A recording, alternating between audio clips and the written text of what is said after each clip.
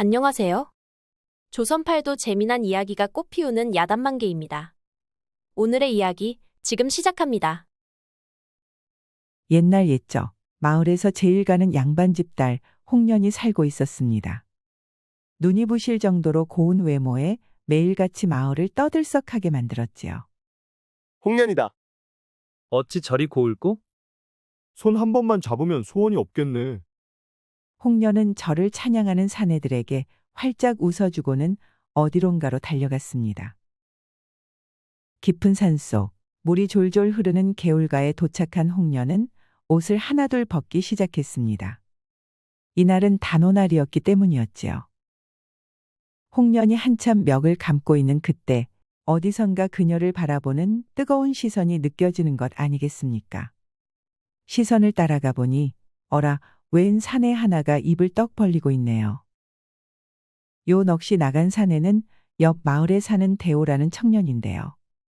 나무를 하러 산에 올랐다가 우연히 홍련을 보게 된 것이었지요. 선녀처럼 어여쁜 자태에 저도 모르게 넋을 잃은 것이었습니다. 그때였습니다. 뜨거운 시선을 느낀 것일까요? 홍련이 고개를 휙 돌리는 것이었지요. 아이고, 대호가 화들짝 놀라 발을 헛딛고 맙니다. 대굴대굴 구르더니 홍련이 앞에서 딱 멈추고 말았지요. 정신을 차려보니 뽀얀 속살이 눈앞에 있는 것이었습니다. 대호는 또 한 번 몸이 굳고 말았지요. 하! 훔쳐보다 대굴 구른 신세라니. 이 당돌한 처녀 보셔요. 제 몸이 다 큰 사내에게 드러났는데도 부끄러워하기는커녕 대호의 꼴이 웃긴 지 한참을 웃는 것이었지요. 대호의 두 볼이 빨개졌습니다. 까르르 웃는 홍련의 당돌함에 홀딱 반해버린 것이었지요. 아까부터 불룩한 바지를 가리는 것도 잊은 채 볼만 붉힐 뿐이었습니다. 어라? 불룩한 것과 홍련의 눈이 마주쳤습니다. 그러자 아까 그 당돌함은 어디 가고 우물쭈물대며 몸까지 베베 꼬는 것 아니겠습니까? 그간 집안 좋고 어여쁜 홍련에게 용기 내어 다가온 사내들이 없었던 터라 여태까지 사내의 손도 못 잡아본 것이었지요. 대호는 홍련이 왜 그러는지 금세 알아차렸습니다. 슬며시 입을 맞추니 홍련은 눈을 꼭 감았지요. 그렇게 둘은 노을이 질 때까지 꼭 붙어 떨어지지 않았답니다. 잠시 후 노을로 붉어진 하늘처럼 시뻘개진 둘은 함께 산을 내려가기 시작했습니다. 헌데 마을에 다다랐을 때쯤 무언가 바닥에 웅크리고 있는 것이었지요. 저게 뭐지? 내가 가볼게. 아, 사람이었습니다. 삐쩍 마른 처녀가 쓰러져 있는데 땀과 흙이 뒤엉켜 온몸이 만신창이었지요. 대호는 급히 가방을 풀고 물병을 꺼내 처녀의 입에 물을 흘려보냈습니다. 그러자 금방이라도 숨이 끊어질 것 같던 처녀의 입에서 신음이 흘러나오는 것이었지요. 이게 대체 무슨... 어느새 가까이 다가온 홍련은 경악을 금치 못했습니다. 처녀의 몰골이 참으로 처참한 것이었지요. 아, 이럴 시간이 없습니다. 대호는 처녀를 등에 업고 의원으로 내달렸지요. 홍련도 대호의 가방을 챙겨 함께 달렸습니다. 처녀를 의원에 눕혀놓고 감사 인사까지 받고 나오니 홍련은 괜히 뿌듯했습니다. 저가 사람 하나를 살리다니 미소가 절로 지어졌지요. 반면 대호는 어서 나았으면 좋겠다며 기도까지 하는 것 아니겠습니까?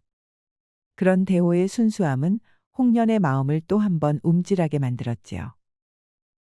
그날 이후 홍련은 대호를 졸졸 따라다녔습니다. 일이 좋을 수가 있나 싶을 정도로 대호가 참 좋았지요. 대호도 그런 홍련이가 참 귀엽고 사랑스럽지 않겠습니까? 그렇게 둘은 어느새 가족보다 가까운 사이가 되었지요. 서로가 제 목숨보다 소중해졌답니다. 한편 홍련과 대호가 의원을 나선 후 혼자 남겨진 처녀의 표정이 심상치 않습니다. 어릴 적 호열자를 심히 알았던 처녀는 다들 죽을 거라 했지만 기적적으로 살아났지요.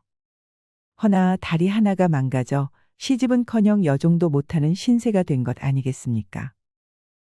하나 남은 가족, 오라버니는 구걸이라도 해서 돈을 벌어오게 하고 기분이 안 좋은 날이면 제게 화를 풀곤 했지요. 아, 살고 싶지 않았지만 죽을 용기는 없었습니다. 도망쳐도 봤지만 오라버니는 저를 놔주지 않았지요. 매일을 움직이지 않는 다리를 끌고 구걸했습니다. 집에서는 오라버니의 모진 구박과 마을에서는 사람들의 멸시를 받아왔지요. 너무나 비참하고 나는 왜 이런 일을 겪어야 하나 신이 미치도록 미웠습니다. 헌데 이 미천한 저를 살리겠다고 업고 뛰고 머리를 쓰다듬어주는 사람들도 있는 것 아니겠습니까? 생전 처음으로 가슴이 따뜻해졌지요. 눈물이 절로 쏟아져 나왔습니다. 평생 이 날을 잊지 못할 테지요. 허나 이제 집으로 돌아가야 합니다. 제 현실은 참으로 잔인했지요. 눈을 질끈 감고 의원을 나섰습니다. 오라버니 얼굴을 어찌 보지. 번 돈을 죄다 의원에 가져다 줬으니. 처녀가 다리를 질질 끌며 집 안에 들어가자 한 사내가 뛰쳐나왔지요. 돈 어딨어? 아, 처녀의 처참한 몰골은 보이지도 않는 듯 돈부터 찾네요. 그게 쓰러지는 바람에 누가 날 의원에 데려다 줘서. 그래서 돈이 없다는 것이냐? 내일 2배로 벌어올게. 제발 이번 한 번만 용서해줘. 처녀는 벌벌 떨리는 두 손을 모아 싹싹 빌었지만 사내는 그마저도 보기 싫다는 듯 손을 올려 그녀의 뺨을 내리쳤습니다. 처녀는 바닥에 나뒹굴었지요. 너 때문에 살 수가 없다. 그때 콱 되져버리지. 왜 살아서는 날 괴롭히는 것이냐? 사내가 침을 되뱉고서는 씩씩거리며 들어가니 처녀는 주저앉아 눈물을 쏟아냈습니다. 그렇지요. 이게 제 현실이지요. 다시 시작이군요. 다음 날 사내는 집을 나서며 처녀에게 당부했습니다. 어제 한 약속 지키거라. 2배 못 벌어오면 2배로 맞을 줄 알아라. 휙휙 다리를 뻗으며 빠르게 골목을 빠져나간 사내는 이윽고 나타난 커다란 집으로 쏙 들어갔지요. 저 왔습니다. 수득이 왔느냐? 이름이 수득이었군요. 이 큰 집에서 머슴일을 하는 그는 마당부터 쓸기 시작하는데 뭘 찾는지 눈을 뺑뺑 굴리며 집을 훑고 있습니다. 그의 시선은 한 처녀 앞에서 멈췄지요. 이제서야 일할 맛이 나는구나. 김수득은 곱다 고와 속삭이며 처녀를 위아래로 훑었지요. 어라? 헌데 저 처녀는 홍련이 아니랍니까? 이 못된 사내가 일하는 곳이 홍련의 집이었다니요. 김수득은 음흉한 눈으로 홍련을 보며 침을 꿀떡 삼키기까지 하는 것이었습니다. 그 순간 김수득의 표정이 굳어졌습니다. 홍련이 휙 나가버렸기 때문이었지요. 얼마 전부터 실실 웃으며 밖으로 나다니는 게 사내를 만나는 것이 분명했습니다. 그러니 또 소유욕이 샘솟지 않겠습니까? 가지고 싶은 것은 또 가져야만 적성이 풀릴 테고요. 김수득은 눈을 번쩍이며 주먹을 꽉 쥐었습니다. 네, 언젠간 아씨를 갖고 말 테다. 그렇게 홍연을 향한 김수득의 마음은 호기심에서 무서운 집착으로 변하고 말았습니다. 그러던 어느 날 마을이 난리가 났습니다. 홍련의 아버지 최진사가 관아로 끌려간 것이었지요. 노비 집안인 주제에 여태까지 양반처럼 행세했다는 것입니다. 아, 이 얼토당토 않는 죄명은 무엇일까요?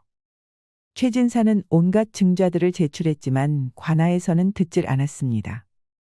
증자를 조작했다고 더 큰 벌을 내릴 뿐이었지요. 집안은 하루아침에 몰락했습니다. 가까운 자들은 하루아침에 등을 돌렸고 결국 그 누구의 도움도 받지 못해 식솔들은 뿔뿔이 흩어졌지요. 홍련은 가족들을 되찾아야 했습니다.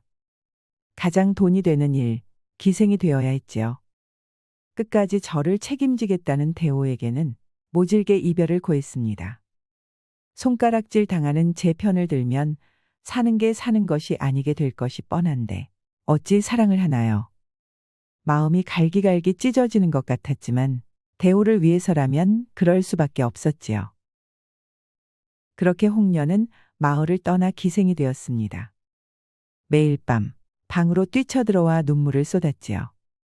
일이 수치스럽고 절망스러울 수가 없었습니다. 얼마 전까지만 해도 남부러울 것 없이 참으로 행복했던 나날이었는데 사랑 넘치는 부모님과 저밖에 모르는 대호가 곁에 있어 매일이 즐겁고 기다려졌는데 이젠 그 누구도 제 옆에 없지 않습니까? 제 옆에는 침을 질질 흘리는 영감들 뿐이었지요. 딱 붙어선 뜨거운 입김을 불어대는데 온몸에 소름이 끼치고 구역질이 나오는 것이었습니다. 대호야, 보고 싶어. 나 좀 살려줘. 아, 대호가 너무나도 보고 싶습니다. 저를 붙잡는 대호를 모질게 떼어두고 왔으니 이런 마음을 갖는 것조차 미안하지만 미치도록 보고 싶고 그리웠지요. 당장이라도 기방을 벗어나 대호가 있는 곳으로 달려가고 싶었습니다. 대호의 품에 안겨 나 힘들다고 나 좀 도와달라고 소리치고 싶었지요. 답답한 마음에 가슴에 멍이 들도록 퍽퍽 쳐대고 목이 터져라 울음을 쏟아냈습니다. 그래도 꽉 막힌 듯 숨이 조여왔지요. 이제 저는 어찌해야 할까요? 제가 잘 버틸 수 있을까요? 대호를 다시 만나기 위해서라도, 우리 가족들을 위해서라도 저는 버텨야 합니다. 그렇게 지옥 같은 하루하루를 버텨가며 6개월쯤 흘렀을까요? 홍련의 기방이 난리가 났습니다. 마을에서 괴팍하고 무식하기로 악명 높은 김진사가 어깨를 떡 벌리고 들어온 것이었지요. 기방 안의 영감들은 그에게 잘못 걸릴까 싶어 눈을 피하기 바빴습니다. 기생들도 수군거리기 시작했습니다. 홍련도 김진사의 소름 끼치도록 잔인한 행위들을 익히 들어왔지요. 과연 그의 날카롭고 위협적인 눈빛은 보기만 해도 등골이 오싹할 정도였습니다. 웃을 때마다 드러나는 눈가의 깊은 주름과 삐쭉 올라가는 입꼬리는 몸을 얼어붙게 만들었지요. 홍련은 제발 저만 건들지 말아라 숨죽이며 빌고 또 빌었습니다. 그때였습니다. 그야말로 경국지색이구나.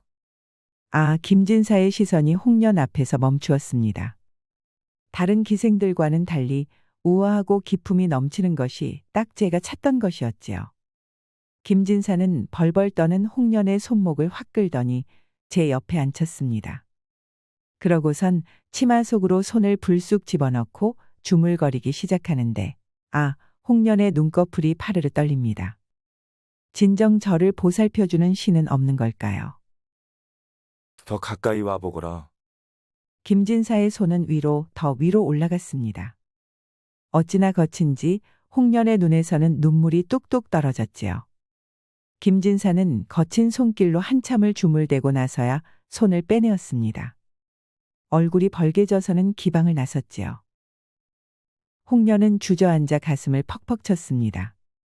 겨우 적응해 숨쉴만 하니 이게 또 무슨 일이랍니까? 이리 거친 작자에게 또 걸리다니요. 더 떨어질 바닥이 있었던 것일까요? 허나 김진사는 홍련이 꽤나 마음에 든 듯 다음 날, 그 다음 날도 기방을 찾았습니다. 희롱은 점점 심해지고 홍련은 오직 저만 손댈 수 있었지요. 웬 놈이 홍련의 어깨에 손을 턱 하니 올리기라도 하면 술잔을 번쩍 들어 그의 머리를 내려쳤습니다. 한참을 두들겨 팼지요. 어찌나 잔인한지 다들 말리긴커녕 벌벌 떨 뿐이었습니다. 그렇게 홍련은 김진사의 것이 되었습니다. 하루하루 망가져갔지요. 예전에 해맑고 당돌했던 모습은 온데간데 없이 사라져버렸고 초점 없는 눈, 삐쩍 마른 몸, 푸석한 피부만 남았습니다.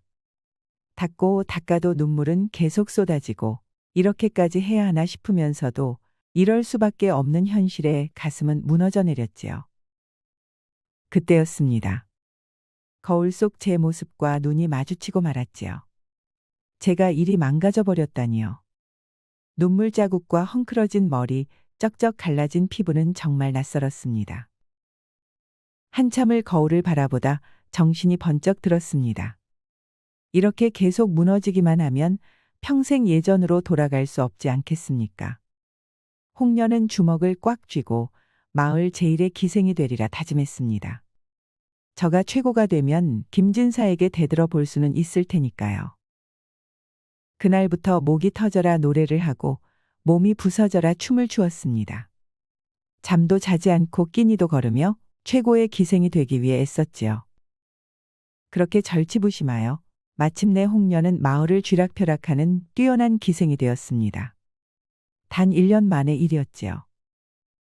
마을뿐만 아니라 조선에서 최고로 꼽힐 정도가 되었으니 각 지역의 사대부들은 홍련의 손목이라도 잡고 싶다며 기방 앞에 줄을 섰고 대갓집 문의원이 열릴 때면 항상 홍련이 앞장섰지요. 그러니 김진사는 아주 팔짝 뛰지 않겠습니까? 홍련을 차지하고 싶은 욕망이 점점 더 불타올랐지요.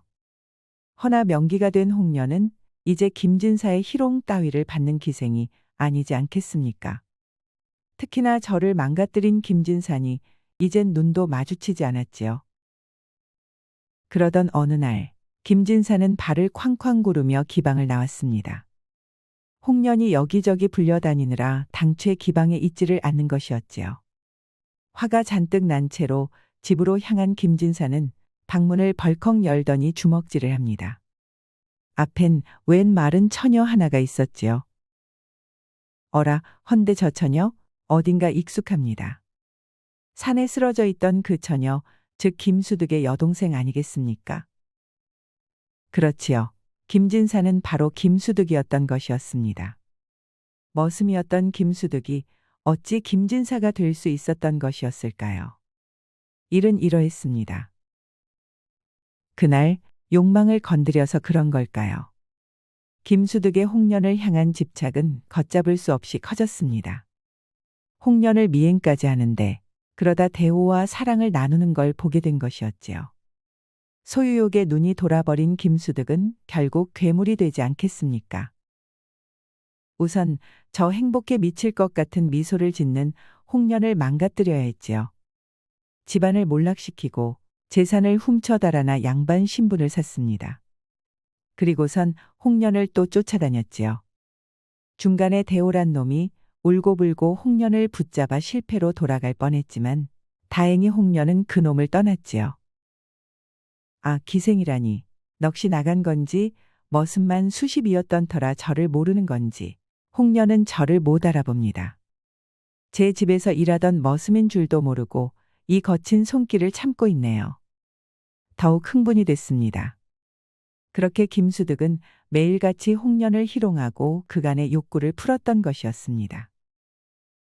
헌데 밑바닥까지 끌어내려 겨우 제 옆에 앉힌 홍련이 이번엔 명기가 되어 제 옆을 떠나다니요. 여동생을 두들겨 패도 당최 화가 풀리지 않았습니다.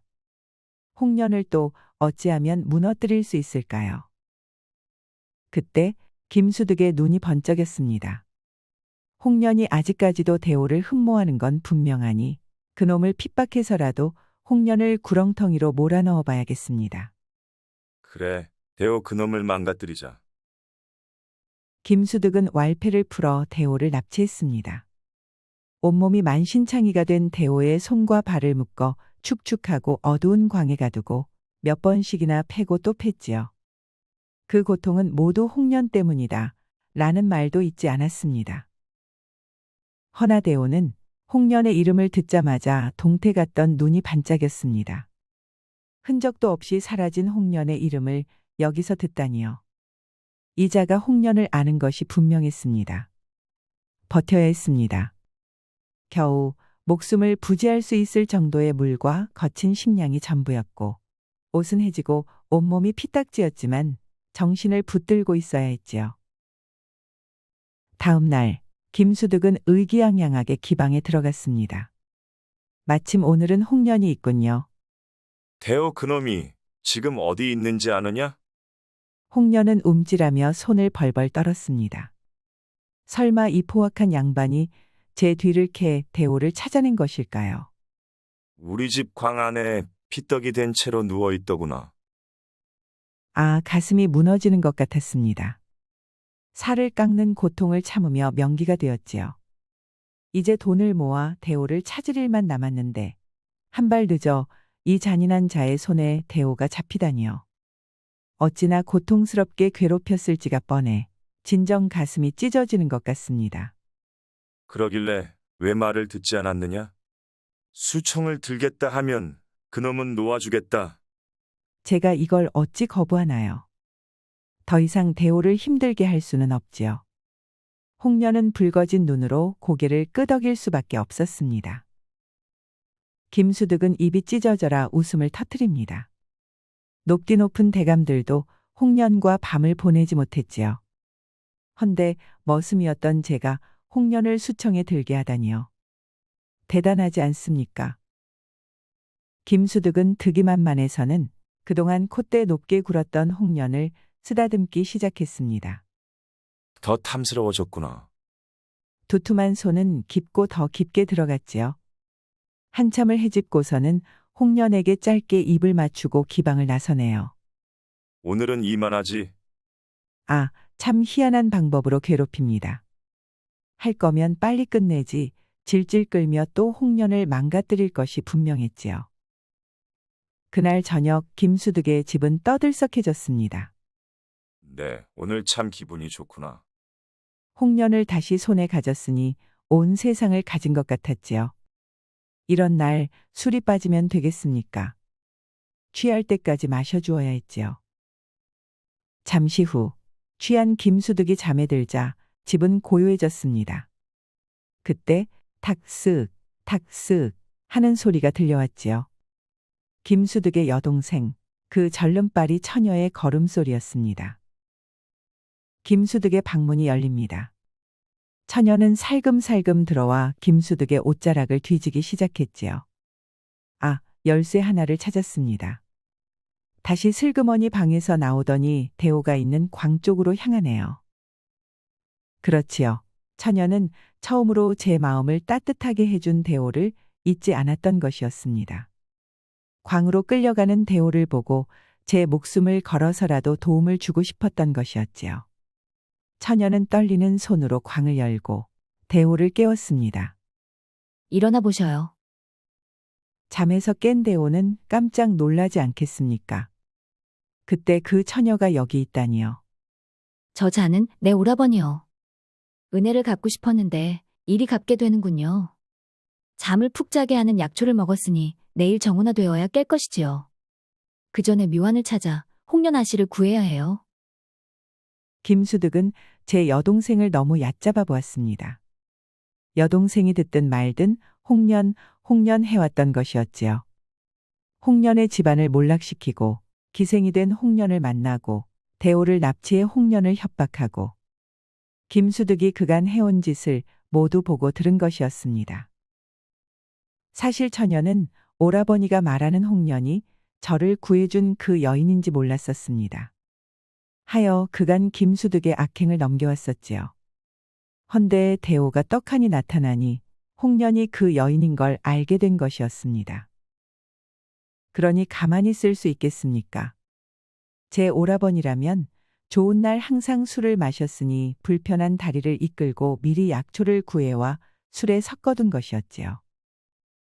처녀와 대호는 집에서 나와 몸을 숨겼습니다. 이제 머리를 맞대고 김수득을 무찌를 묘안을 찾을 일만 남았지요. 다음 날 정오, 김수득은 벌떡 일어났습니다. 어서 기방에 가야 하는데 늦잠을 자고 말았지요. 광 열쇠가 없는 것도 집안에 여동생과 대호가 없는 것도 모른 채 헐레벌떡 집을 나섰습니다. 홍련아, 내가 왔노라. 아무렴 김수득은 활짝 웃으며 기방으로 들어섰습니다. 홍련은 하루 만에 수척해진 얼굴로 그를 맞았지요. 오늘은 일을 치러야겠구나. 어젯밤 아래가 어찌나 찌릿했는지. 김수득은 홍련을 잡아 끌고 눕혔습니다. 위에 올라타 입부터 맞추었지요. 아, 뜨거운 숨이 섞이니 더 이상 참을 수가 없습니다. 옷고름을 하나하나 풀기 시작했지요. 드디어 홍련을 갖다니 이대로 죽어도 여한이 없지 않겠습니까? 새하얀 속살이 드러나고 김수득이 환호하던 그때였습니다. 문이 쾅 하고 열리더니 대호와 처녀가 나타났지요. 대호는 문서 뭉텅이를 김수득에게 내던졌습니다. 문서를 살펴보던 김수득은 얼굴이 빨갛게 달아올랐습니다. 홍련의 집안을 무너뜨리기 위해 조작한 문서, 그가 양반 족보를 사들인 문서, 그리고 대호를 납치하기 위해 왈패를 고용한 문서까지. 그간 김수득의 악행이 담긴 증자인 것이었지요. 김수득의 손은 벌벌 떨렸습니다. 이 증자들은 분명 제가 다 불태워버렸는데 당최 어디서 나온 것일까요? 혼란스러워하던 그때 사또와 관졸들이 들이닥쳤습니다. 옳다구나 하고 김수득을 끌고 갔지요. 그간 이놈을 처리해달라는 요청이 많았건만 마땅히 잡아들일 죄가 없어 가만 내버려뒀었는데 드디어 잡다니요. 심지어 죄의 무게가 아주 무거운 것 아니겠습니까? 증자까지 있으니 신문 없이 바로 곤장대에 눕혔지요. 김수득은 곤장 80대를 맞았습니다. 볼기짝은 너덜너덜해지고 의식을 잃었다 깼다 반복했지요. 그렇게 옥에 갇힌 김수득은 단 사흘 만에 목숨을 잃고 말았습니다. 사실 저 증자는 대호와 처녀가 조작한 것인데요. 당최 묘안이 떠오르지 않으니 처녀가 불러주는 대로 대호가 증자 문서를 만들었던 것이었지요. 다행히 당황한 김수득은 자세히 살펴보지도 않았고 사또들 또한 그간 김수득의 만행을 알고 있었기에 그냥 넘긴 것이었지요. 그렇게 김수득은 재발에 걸려 넘어진 것이었습니다. 한편 김수득이 끌려간 후 대호와 홍련은 드디어 얼굴을 마주했습니다. 대호, 맞아? 아, 꿈만 같습니다. 저 끔찍한 김진사가 김수득이건 뭐건 상관없었지요. 그토록 그리웠고 보고 싶었던 대호가 제 눈앞에 있다니요. 모든 감정이 한꺼번에 밀려왔습니다. 벌떡 일어나 대호에게 안겼지요. 보고 싶었어. 꿈에도 나오지 않아 미칠 것만 같았어. 매일 밤을 죽을까 말까 고민했는데 그럼 너를 다시 보지 못할 테니 참고 또 참았어. 온몸이 부서지듯 대호를 꽉 껴안았습니다. 그간의 고통과 슬픔이 녹아내리는 것 같았지요. 이제서야 깨달았습니다. 제가 어리석었다는 것을요. 저를 위해서라도 대호를 위해서라도 우린 함께 해야 한다는 걸 깨달았습니다. 많이 힘들었지. 늦어서 미안해. 그때 아무리 너가 매몰차게 했어도 널 보냈으면 안 됐어. 내가 다 미안해. 이젠 절대 홀로 내버려두지 않을게. 홍련이 떠난 이후로 밥도 제대로 먹지 못했고 잠도 푹 자지 못했습니다. 무엇보다 가장 가슴이 아팠던 건 누구보다 힘들 홍련의 곁에 있어주지 못하는 것이었지요. 매일 가슴이 아리도록 울고 또 울다 잠에 들었습니다. 아, 낯선 곳에서 얼마나 하루하루가 아프고 아팠을까요? 제 품에 안겨 어린아이처럼 우는 홍련을 꽉 껴안고 있자니 아프면서도 행복했습니다. 다시는 홍련을 떠나보내지 않겠다고 다짐했지요.